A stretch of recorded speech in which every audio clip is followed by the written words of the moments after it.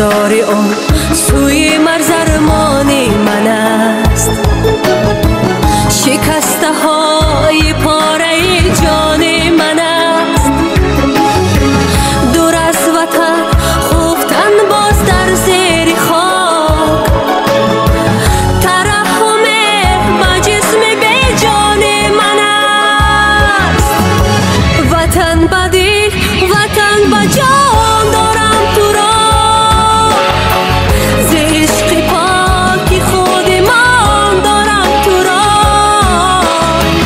وطن به قلب خود نشان دارم تو را.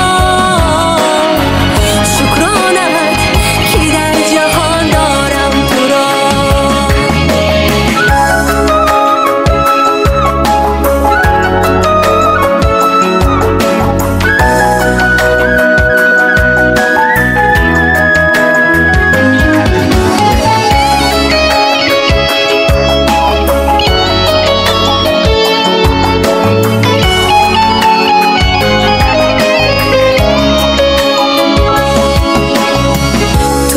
جوان اندیشه کن، هوشیار باش.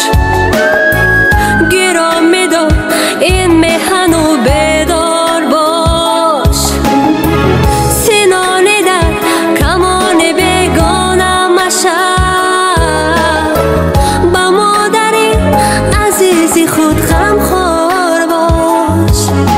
به دست ماست چگونه دیدن روز خویش. امانت است به نسل فردای وطن.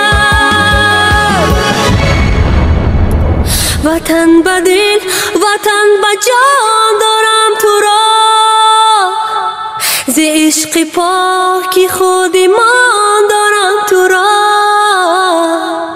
وطن به قلب خود نشان دارم تو را. شکرانت که در جهان دارم تو را. وطن به دل، وطن به جان